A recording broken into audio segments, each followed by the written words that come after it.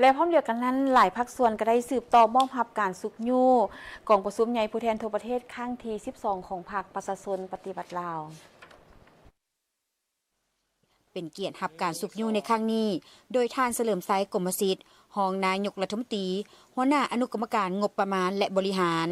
ในนั้นมีกลุ่มบริษัทเจริญเซกองพลังงานจำกัดธนาคารพัฒนาลาวจำกัดมีมูลค่า1ตื้อกีบกล่าวมอบโดยทานฟองสมุทรดวงใจ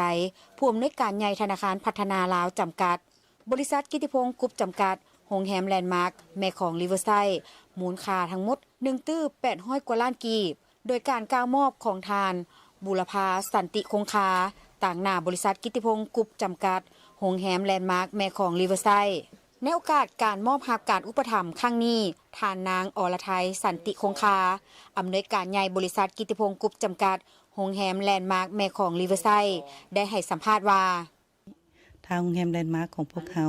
ก็ได้มีโอกาสได้รับใช้ของประชุมทางด้านที่พักอาหารและก็งบประมาณส่วนหนึ่ง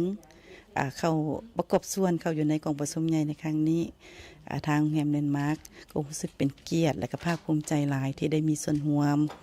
โอกาสนี้ทานรองนายกรัฐมนตรีหัวหน้าอนุกรรมการงบประมาณและบริหารต่างหน้าให้รัฐบาลและอนุกรรมการงบประมาณและบริหารได้กล่าวแสดงความขอบใจ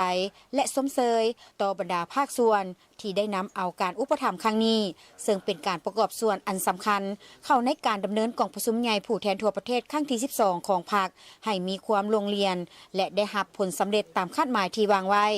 พร้อมทั้งยืนยันว่าจะนำเอาเงินที่ได้รับในครั้งนี้ไปนำใช้ให้สอดคล้องกับจุดประสงค์เป้าหมายและเกิดผลประโยชน์สูงสุด